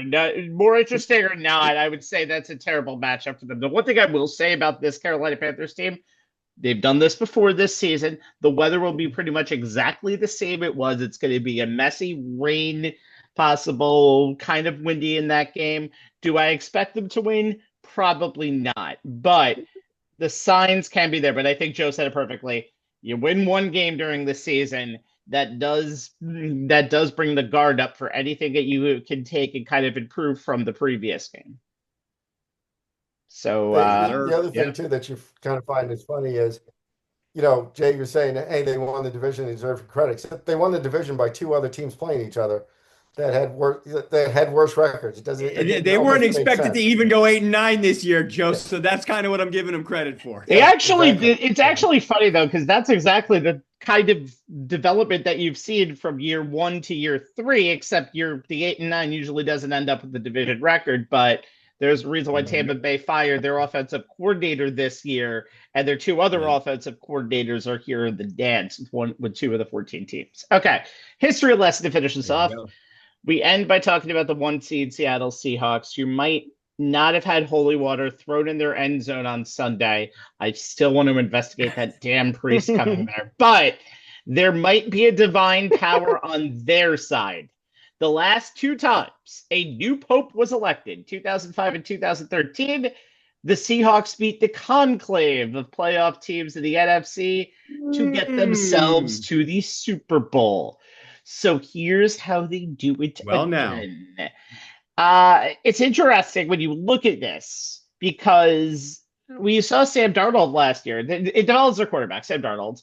because last year Sam Darnold had this great 14-3 season, but it ended up with just two duds. That game against the Vikings, which essentially seems like a playoff game because it was for a 1 seed. You get a bye and you really have the momentum. It went 18-41 for that game. If Sam Darnold is throwing 40 times, you're in trouble. So I'll mention that in a second. But 18-41, 166 yards, had no real development with any of the offense in that game. And then they took that and he continued pretty much with that all the way to Arizona in the game that had to be moved because of the California wildfires last year in a playoff game against the Rams. He had a passer rating below average. What is average passer rating, Jay? 91.4. Thank you. 245 yards, 1 touchdown, 1 interception, sacked 9 times in that game. And it really kind of was the reason probably why Minnesota decided, let's just start the 9 era of J.J. McCarthy right now instead of waiting. And they did. And even though they did end up 9-8 this year, Darnold went 14-3 again, and now is finding himself in the postseason, and it's going to be very interesting. So you look at the stats. The big game, the games that he had bad games in this year, he had 3 losses. We'll take out the Tampa Bay game because he threw for 4 touchdowns and 341 yards in that game. But his first game against San Francisco, he only throws for 150 yards and has a rating of 87.2 below average. The game against the Rams in LA was by far his worst. As you mentioned, he doesn't throw the ball a lot. He's only thrown the ball more than 30 times, just a bunch of times this year. But he threw the ball 44 times against the Rams. That's a recipe for disaster. 29-44, 279 yards, no touchdowns, 4 INTs, one of his worst games of the year, a rating of 45.5, a quarterback rate, a QBR, if we even want to do that, of 29. Not good. But since that game, he won his last 7 games to end the season. And just take a look at the big games on that list, especially the games late. Now, he struggled in the beginning against the Rams in the 38-37 OT thriller, but in the fourth quarter, he put himself on another plane. He did end up with a below average passer rating of 84.2, but he did enough. 22 of 34, 270, 2 touchdowns, 2 INTs, but it was the end of the game where he was at his best. Carolina, the game after that, very mediocre. 18-27, 147 yards, 1 touchdown, 1 INT, but he didn't need to do a lot. He played average. San Francisco was actually his piece de resistance of averageness. 20-26, 198 yards, only a 7.6 yards per carry average. But again, as Jay mentioned before in his piece talking when he mentioned the Seattle sidebar, they've run even better as of late with the combination of Kenneth Walker and Zach Charbonnet going for over 170 yards a game. And Jay also mentioned it before. I'll put it on this. For Houston to win, play average at the quarterback position, and that should get the job done. For Sam Darnold to win, play average at the quarterback position, and he should be able to get the job done in these playoffs because Seattle has a lot of strengths at other spots in the team that Darnold can be a franchise quarterback by simply just being there. All right. Yeah. That does it. When your defense has the second coming of the Legion of Boom. It is. I forgot what they call them now, but it's something. It's something I didn't like at all. McDonald's Marauders. No. It's McDonald's Marauders is fucking terrible of a name. That's actually worse. But they call them something, and I just didn't like that nickname at all. And I think we should just recycle nicknames until the end of time, and it's just ridiculous. By the way, the Dark Side is what they call themselves, and just too vague. No, it's just too somebody vague. Needs to have a word with their marketing department. Well, Seattle never had good marketing departments for any of their teams, but that's all good and well. Enjoy the football, guys, and the weekend because we're out of here. For Jay Kaplan, Anthony Strait, and my other podcast partner, Joe Tufaro, again, official review podcast every Monday, Facebook, and TikTok. I'm Steven Rabinowitz, and just like the new popes that I just mentioned, when I'm around, smoke is blown. Obviously not for holy reasons, but whatever. We got social media. Like and subscribe to facebook.com/onthesportslines live, youtube.com/onthesportslines on demand, and new year, new Twitter/X. Actually, same Twitter/X, Jay. Yeah, our Twitter handle is at ONTH Sportslines, where you will find a link to each new show like tonight's, along with tidbits and nuggets from the world of sports that we think are worth your time to check out. Tonight, I'm going to shamelessly promote our year-end award show, which we did back on December 30th to close out the year in sports that was 2025. It was a really fun show, full of special guests, great conversations, and some pretty cool awards. If you didn't get a chance to check it out over New Year's weekend, head over to our YouTube channel. The Rabbi just gave you all the link, and give it a look. And I will shamelessly say, back next week for our wild card edition and a CFP preview of the Indiana-Miami, wow, weird words to say out of my mouth, national championship game. Good night, everyone. Night, Good night, everybody. everyone.